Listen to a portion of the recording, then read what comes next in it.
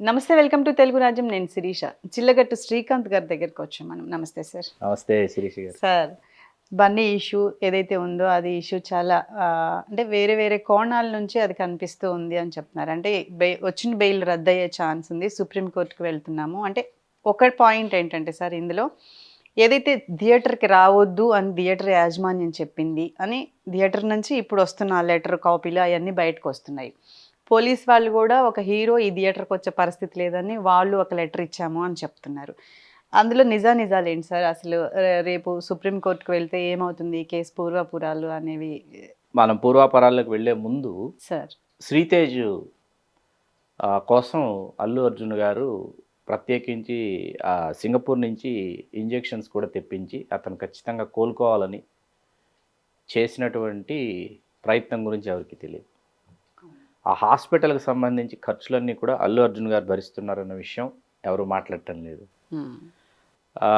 Social మీడియాలో నా మటుకు నాకు చూసిన తర్వాత ఏమనిపించిందంటే, అల్లు అర్జున్ గారు ఇంకా వెళ్ళి బాధిత కుటుంబాన్ని పరామర్శించలేదు. అట్లాగే శ్రీతేజ్ ఉన్నటువంటి హాస్పిటల్‌కి వెళ్ళి అక్కడ శ్రీతేజ్‌ని చూసి రాలేదు అనేటటువంటి కథనాలు ఎక్కువగా వండి వార్చిన తర్వాత ఇప్పుడు అక్కడికి వెళ్ళిన తర్వాత కూడా ఇటువంటి సంఘటనలు ఏమైనా జరిగితే అనేది భద్రతా కారణాల దృష్ట్యా చెప్పి రాలేదు, చెప్పొచ్చారు, ఇవన్నీ కూడా తలెత్తుతాయి. ఈ భద్రతా కారణాల దృష్ట్యా ఆయన ఇంకా అక్కడికి వెళ్ళలేదని నేనైతే అనుకుంటున్నాను వ్యక్తిగతంగా. Yes sir. అంటే ఒక సినిమా హీరో కాబట్టి సేమ్ ప్రాబ్లం మళ్ళీ అక్కడ రిపీట్ అయితే సరే. అందులో హాస్పిటల్ కదా సార్. నాట్ ఓన్లీ హాస్పిటల్, వాళ్ళ ఇంటికి వెళ్ళినా, హాస్పిటల్కి వచ్చినా, లేకపోతే హాస్పిటల్లోనే భాస్కర్ గారు ఆ శ్రీతేజ్ తండ్రి ఎవరైతే ఉన్నారో వారు అక్కడే ఉన్నా, ఇక్కడ ఆ శ్రీతేజ్ని తిరిగి మామూలు స్థితికి తీసుకురావడానికి అల్లు అర్జున్ గారు చేసినటువంటి కృషి గురించి ఎవరు మాట్లాడటం లేదు.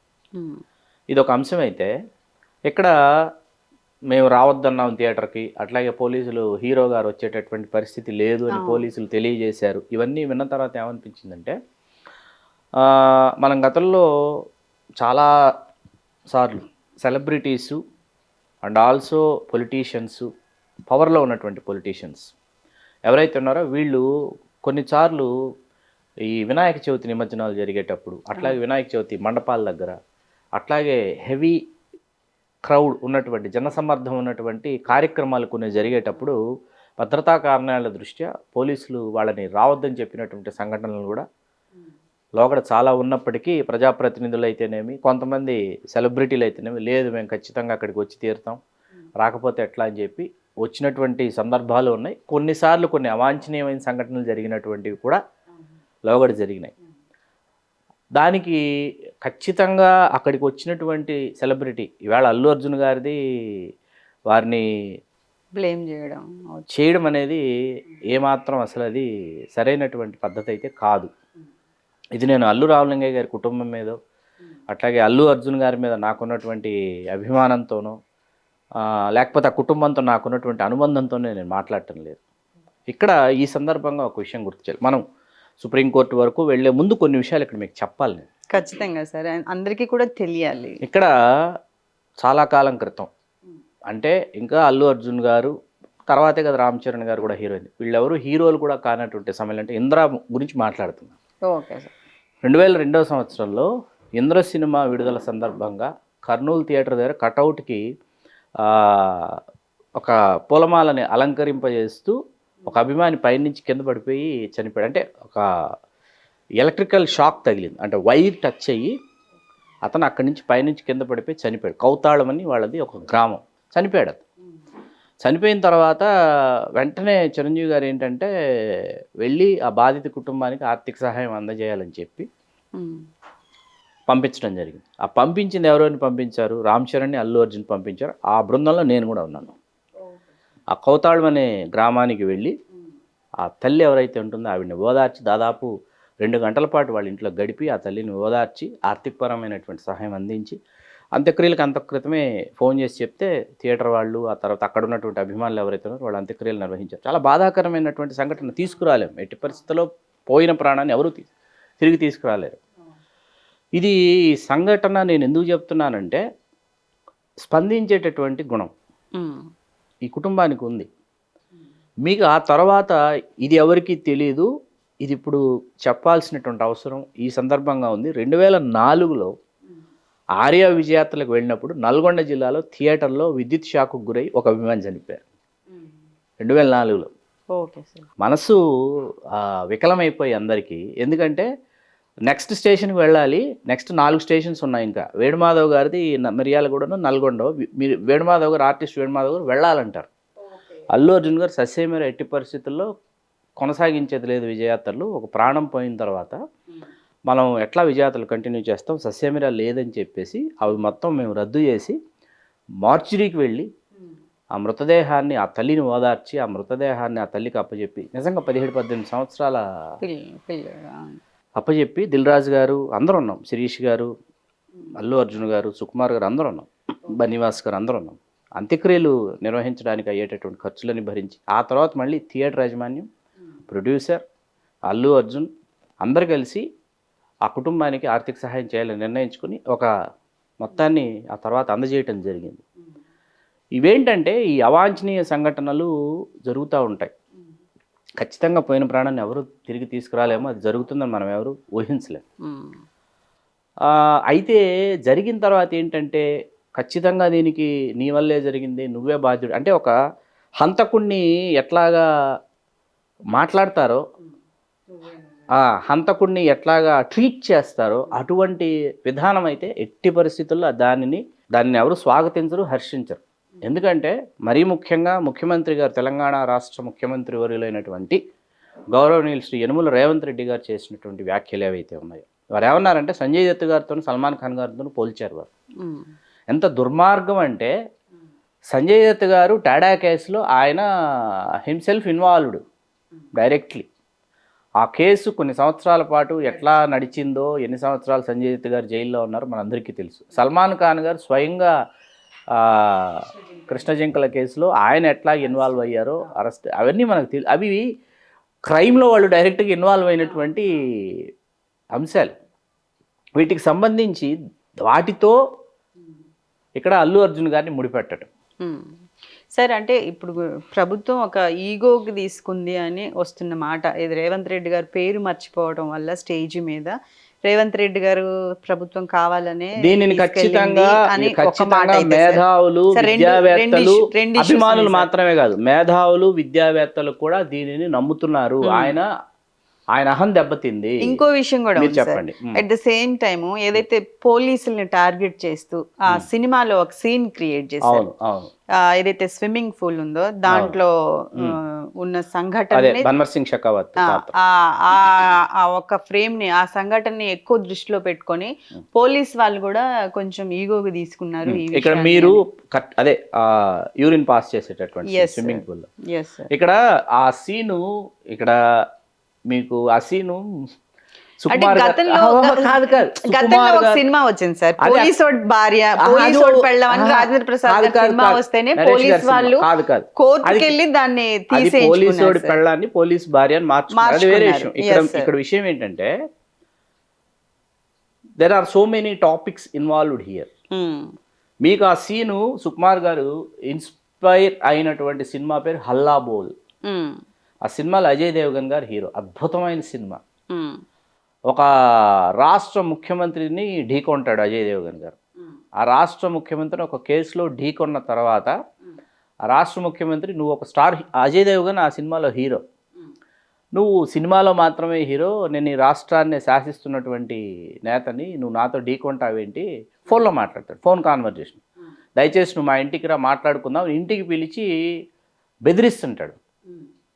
ఆ బెదిరించడం ఎట్లా బెదిరిస్తాడంటే, ఇది పలానా దేశం నుంచి, అంటే నేను ఎంత గొప్పవాడినో ఎంత బలవంతుండో చెప్పేటటువంటి క్రమంలో ఏం చేస్తాడంటే, ఆ షాండ్లియర్ ఆ దేశం నుంచి వచ్చింది, ఈ మార్బుల్ ఈ దేశం నుంచి వచ్చింది అంటే అక్కడికక్కడ హాల్లో అజయ్ దేవగన్ మూత్ర విసర్జన చేస్తాడు. అదే ఈ మొత్తం నువ్వు విదేశాల నుంచి తెప్పించావు, దిస్ ఇస్ ప్యూర్ ఇండియన్ అంటాడు అనమాట. ఇది సుకుమార్ గారిని ఇట్లాంటి సన్నివేశం ఎప్పుడైనా ఎక్కడైనా పెట్టాలనేటటువంటి దృష్టికోణం నుంచి ఆయన ఇక్కడ ఆ సీన్ అడాప్ట్ చేసుకుని చేశారని నేను అనుకుంటున్నాను. ఇక్కడ పోలీసుల్ని ఏమంటారు, వాళ్ళ మనోభావాల్ని దెబ్బతీయడానికో లేదా వాళ్ళ యొక్క స్థాయిని తగ్గించడానికో ఎన్నో సినిమాల్లో మనం పోలీస్ పాత్రల్ని మనం చాలా దుర్మార్గంగా చూపించినటువంటి సినిమాలు కోకొల్లలండి. ఈ సినిమా ఈ అరెస్ట్ తర్వాత పవన్ కళ్యాణ్ గారు కూడా ఒక ట్వీట్ చేశారు సార్, కలిసి ఉంటే నిలబడతాం లేదంటే పడిపోతాం అని చెప్పేసి. నాగబాబు గారు చేశారు. ఎస్ సార్, నాగబాబు గారు నాగబాబు గారు చేశారు. అంటే మనం 1 by 1 అంటే ఈ మొత్తం ఇన్వాల్వ్ అయి ఉన్న అంటే రకరకాలుగా వస్తాను అక్కడికే వస్తా. ఇప్పుడు ఇక్కడ ఏంటంటే నేను హల్లాబోల్ సినిమా దగ్గరకు వెళ్ళాం. మనం వెళ్ళి ఈ సన్నివేశం గురించి మాట్లాడాం. ఈ ఆయన ఒక క్రిమినల్గా చూపించేటటువంటి ప్రయత్నం, ఎవరిని, అల్లు అర్జున్ గారు. ఇది ఎందుకు వస్తుంది అంటే ఎవరూ సాధించలేనిది, ఎవరూ ఊహించలేనిది ఒక విజయం వచ్చినప్పుడు ఏమవుతుందంటే ఆ వ్యక్తి మీద, ఆ వ్యక్తి సాధారణ వ్యక్తి కావచ్చు, లేకపోతే ఆ వ్యక్తి మన పక్కింట్లో వ్యక్తో ఎదురింట్లో వ్యక్తో కావచ్చు, లేకపోతే ఒక స్టార్ కావచ్చు, ఒక సెలబ్రిటీ కావచ్చు, ఒక ఊహించని విజయం వచ్చినప్పుడు ఏమవుతుందంటే చాలామందికి ఈర్ష్య కలగడం సహజమైనటువంటి విషయం. హ్యూమన్ సైకాలజీ ఇది. మానవుల యొక్క స్వభావం ఎట్లా ఉంటుందంటే, మన ఎదురింట్లో మీకు ఇక్కడ ఉదాహరణకు చెప్తా, మన వీధిలో మనకు రోజు కనిపించేటటువంటి ఒక వ్యక్తి, ఒక అమ్మాయో ఒక అబ్బాయో ఉన్న పళంగా మీకు ఒక సెలబ్రిటీ అయిపోతే, లేకపోతే ఒక ఫస్ట్ ర్యాంక్ సాధిస్తే, లేకపోతే ఒక పీవీసీది అయిపోయింది అనుకోండి, ఇమ్మీడియట్గా మనకు డైజెస్ట్ చేసుకోవడానికి మనం అంగీకరించం, టైం పడుతుంది. మానవ సహజమైనటువంటి స్వభావం అది. ఎందుకంటే ప్రతిరోజు మనం ఫేస్ చేసేటటువంటి పర్సనాలిటీస్లో ఒక సడన్గా ఒక స్టారో సెలబ్రిటీ అయ్యేటప్పుడు, అట్లాంటిది ఇక్కడ ఒక ఐకాన్ స్టార్కి కనీవినీరుగానే ఒక విజయం దిక్కులు పిక్కటిల్లేలాగా భారతదేశ సినిమా చరిత్రలో, భారతదేశ సినిమా పరిశ్రమలో ఎవరు ఊహించినటువంటి ఒక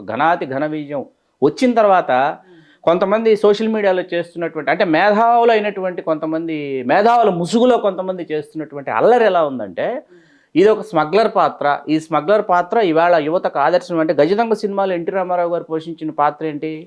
మానవతావాది పాత్ర. గజదొంగ సినిమాలో ఎన్టీ రామారావు గారు చేసినటువంటి పాత్ర మీకు ఎందుకు ఇప్పుడు ఎన్టీ రామారావు గారు, నాట్ ఓన్లీ ఎన్టీ రామారావు గారు అండి, there are so many heroes, so many lorry driver పాత్రలు, ఆటో డ్రైవర్ పాత్రలు, ఇట్లాంటి పాత్రలన్నీ స్క్రీన్ మీదకి వస్తాయి. ఎందుకు వస్తాయంటే క్రౌడ్ పుల్లర్స్ వాళ్ళందరూ. ఇక్కడ ఆ కథను ఎంచుకున్నాడు దర్శకుడు. ఆ ఒక ప్రాంతం, నేను మీకు చాలాసార్లు మొన్న కూడా మన ఇంటర్వ్యూలు చెప్పి, నేను ఆ ప్రాంతం నుంచి వచ్చిన వాడిని కాబట్టి మా ప్రాంతంలో జరిగినటువంటి 90వ దశకం నుంచి 2000 దశకం వరకు మా ప్రాంతంలో జరిగినటువంటి ఒకానొక కాలము, ఒకానొక స్థలము, అక్కడ జరిగినటువంటి పాత్రలన్నీ, అది ఒక పాత్ర కాదు, అది చాలా రకాల పాత్రల యొక్క సమ్మేళనం పుష్పరాజ్ పాత్ర.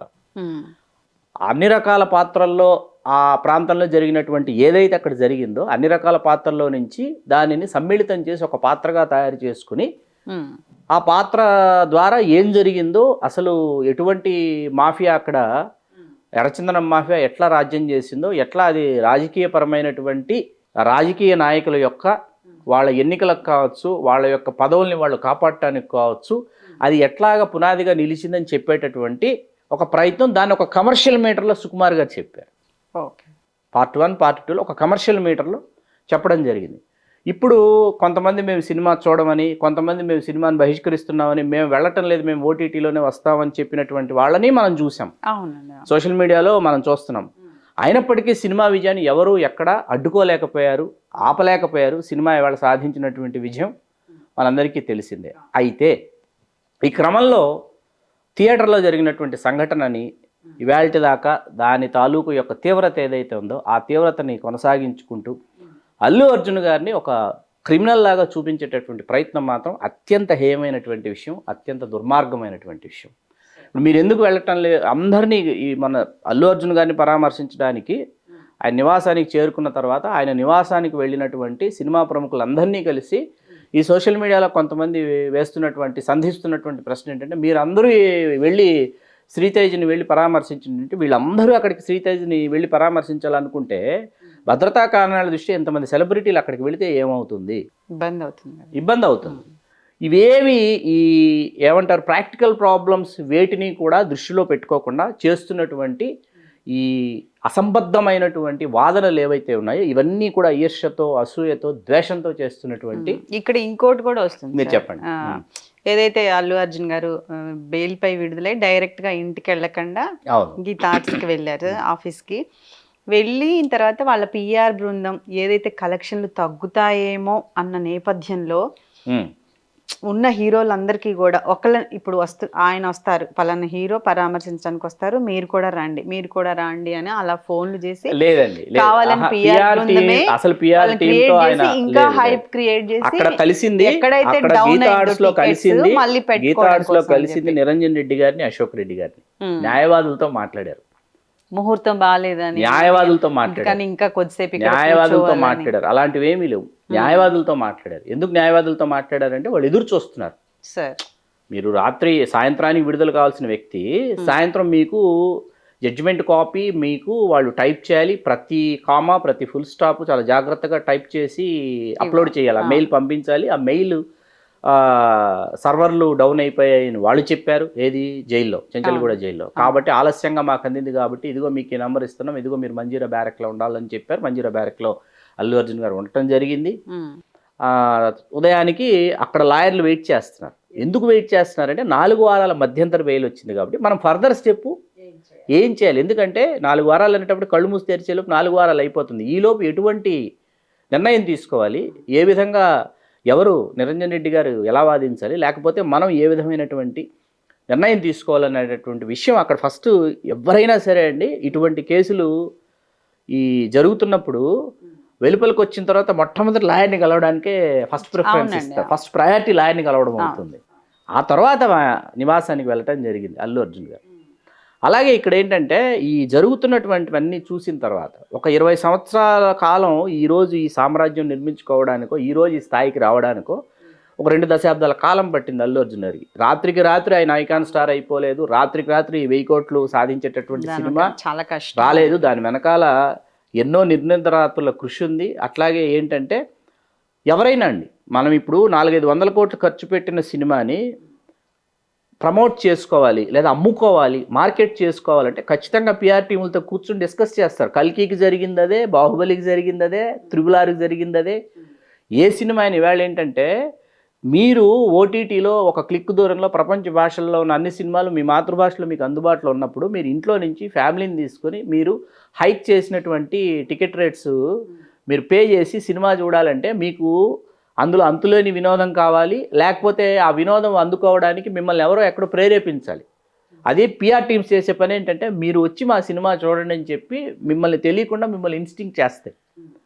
చాలామంది ఏంటంటే మేము ఓటీటీలోనే చూస్తామని చెప్పేటటువంటి వాళ్ళు చాలామంది, అంటే నాతో సహా చాలా సినిమాలు థియేటర్కి వెళ్ళి చూడటంలా, చాలా గొప్ప సినిమాలు, చాలా మంచి సినిమాలు ఒకటి కమిటీ కుర్రోళ్ళు నేను ఓటీటీలోనే చూసాను, థియేటర్కి వెళ్ళాలా.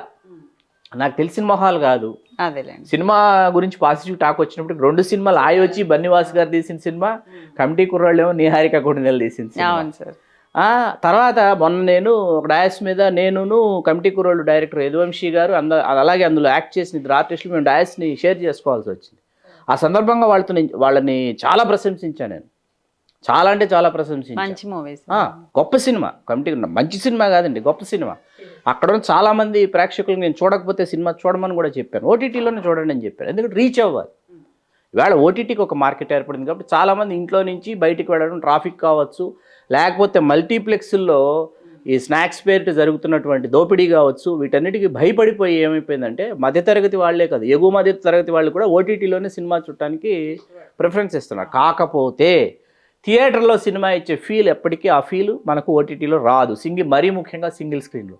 సాటిస్ఫాక్షన్ వేరేండి. నేను అందుకే పుష్ప 2 నేను సింగిల్ స్క్రీన్లో చూడడం జరిగింది ఫ్యామిలీతో సహా. అలాగా సినిమా థియేటర్కి రావాలి అంటే ఆ సినిమా యొక్క పొటెన్షియాలిటీ, హీరో యొక్క పొటెన్షియాలిటీ, డైరెక్టర్ యొక్క పొటెన్షియాలిటీ, ఇవన్నీ మార్కెటింగ్ టెక్నిక్స్ అనేవి పిఆర్ టీము సినిమా థియేటర్కి రప్పిస్తాయి ప్రేక్షకులు.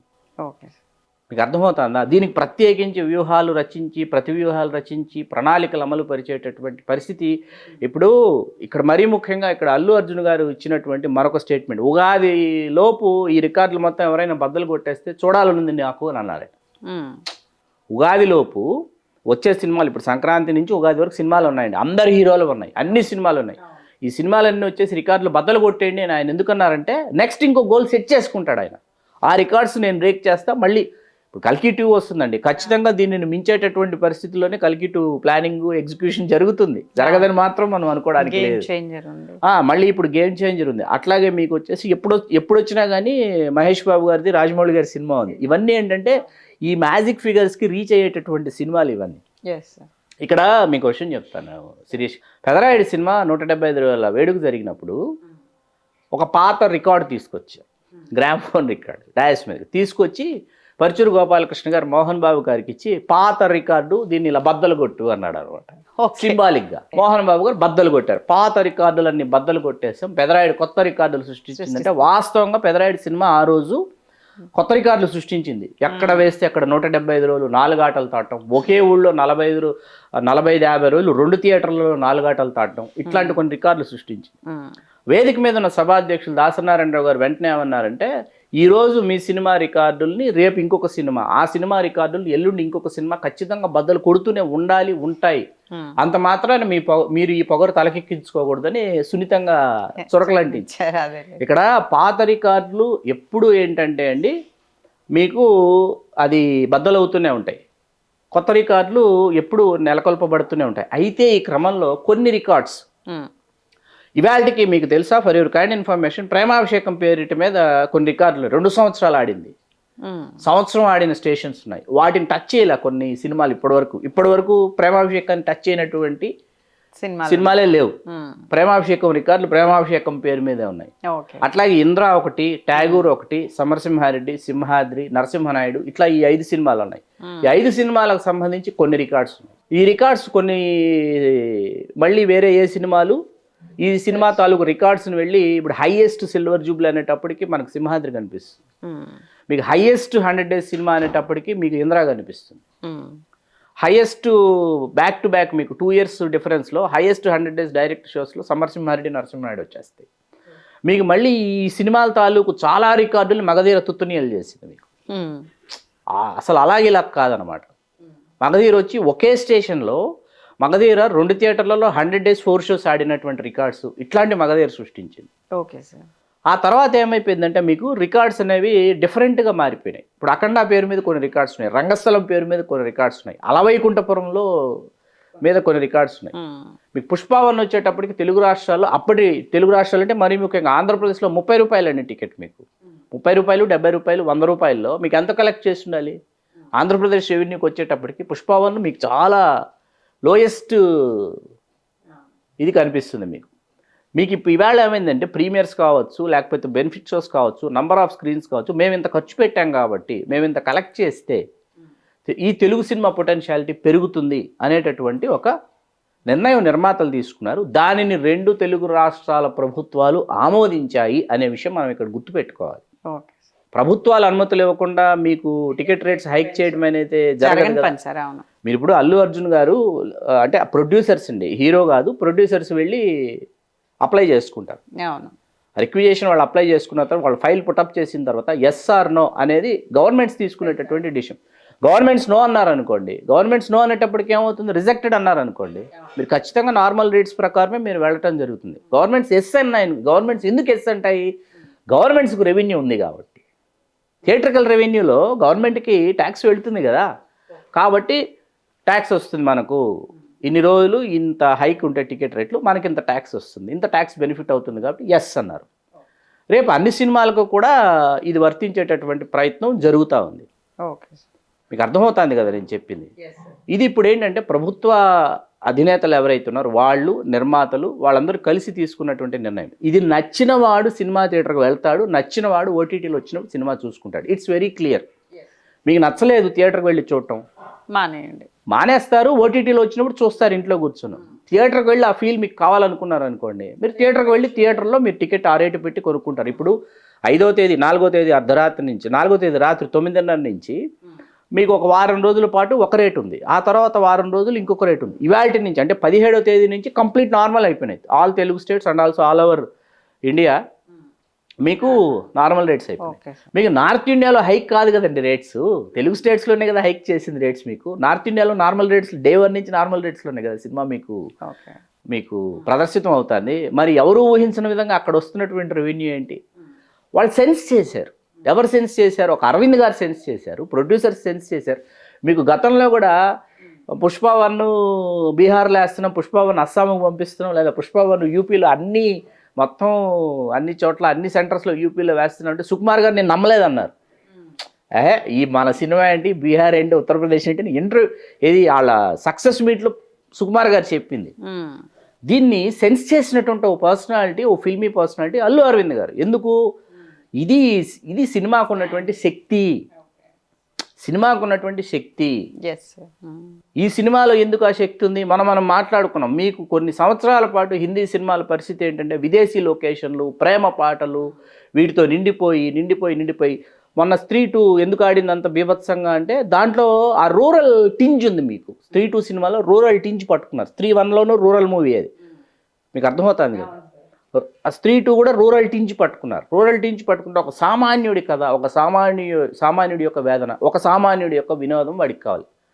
మీకు దబాంగ్ ఉంది మీకు, ఏది సల్మాన్ ఖాన్ గారు. ఎందుకు అంత పెద్ద హిట్ అయింది? పార్ట్ 1, పార్ట్ 2, పార్ట్ 3, పార్ట్ 2 కూడా చాలా పెద్ద హిట్. పార్ట్ 1 ఎందుకు అంత బీభత్సంగా ఆడిందంటే it's a small town movie, it's not a metro cities movie. మీకు అర్థమవుతుంది? It's not a corporate movie, it's a small town movie. ఆ స్మాల్ టౌన్లో ఉన్నటువంటి పాత్రలు, ఆ భావోద్వేగాలు, ఆ స్మాల్ టౌన్లో ఉన్నటువంటి వాళ్ళందరికీ ఏమైపోయాయి అంటే కనెక్ట్ అయిపోయాయి. అది ఆ మ్యాజిక్ పుష్పాలో రిపీట్ అయ్యి ఓన్ చేసుకుని క్యారెక్టరైజేషన్స్ని ఓన్ చేసుకున్నారు, డైలాగ్స్ని ఓన్ చేసుకున్నారు. అవి ఈవేళ ప్రేక్షకులు థియేటర్లకి తీసుకెళ్ళాయి, కుటుంబాలు థియేటర్లకి తరలి వెళ్ళాయి. ఇది వాస్తవం. మనం ఏంటంటే దీనిలో నుంచి ఇప్పుడు వాట్ నెక్స్ట్, తనే తన రికార్డులు బద్దలు కొట్టమంటున్నాడు, తనే నెక్స్ట్ వేరే క్యారెక్టర్ చేయడానికి, ట్రాన్స్ఫార్మ్ అవ్వడానికి ప్రిపేర్ అవుతున్నాడు. It's over. పుష్ప అనేది అయిపోయింది, 1, 2 అన్నీ అయిపోయినాయి. 3 కూడా ఉంది. అది ఎప్పుడు వస్తుందో వెయిట్ చేద్దాం, దానికోసం వాళ్ళే చెప్తారు. Let us wait. అది జరుగుతుంది ఖచ్చితంగా. అది జరగకుండా అయితే మాత్రం ఉండదు, జరిగి తీరుతుంది. అది ఎప్పుడు జరుగుతుందో, 3 ఏళ్లకు జరుగుతుందా, 4 ఏళ్లకు జరుగుతుందా, 5 ఏళ్లకు జరుగుతుందో తెలియదు. ఇందులో నుంచి ఈయన బయటికి రావాలి, సుకుమార్ గారు. ఇందులో నుంచి ఈయన బయటకు వచ్చి ఇద్దరు వేరే వేరే దారుల్లో ట్రావెల్ చేసి మళ్ళీ ఇంకో కరెక్ట్గా వీళ్ళు చేరాల్సిన గమ్యం చేరేటప్పటికి అది పుష్ప 3 అవుతుంది. లేదు ఇప్పుడు ఎందుకు మళ్ళీ పుష్ప 3 గురించి గుర్తు చేయడం, మనం కొత్త సినిమా కొత్త పాత్రతో వెళదామని సుకుమార్ గారు అనుకుంటే, సుకుమార్ గారు అల్లు అర్జున్ గారు కలిసి ఇంకో సినిమా చేస్తారు. చెయ్యాలని నేను కోరుకుంటున్నా, మనస్ఫూర్తిగా కోరుకుంటున్నా. ఇంకో కొత్త వాళ్ళిద్దరు సినిమా చేయాలని కోరుకుంటున్నా. అది శిరీష గారు. రైట్ అండి. అంటే ఇప్పుడు ఈ కేసు గురించి జరుగుతుంది కదండి, జరుగుతున్నప్పుడు మనం మాట్లాడడం దేనికి? ఇప్పుడు నేనేమంటానంటే అండి, ప్రతి మనిషి జీవితంలో, ప్రతి స్టార్ జీవితంలో, ప్రతి సెలబ్రిటీ జీవితంలో కొన్ని అప్స్ అండ్ డౌన్స్ వస్తాయి. కొన్ని వెలుగునీడలు అనేవి తారట్లాడతాయి.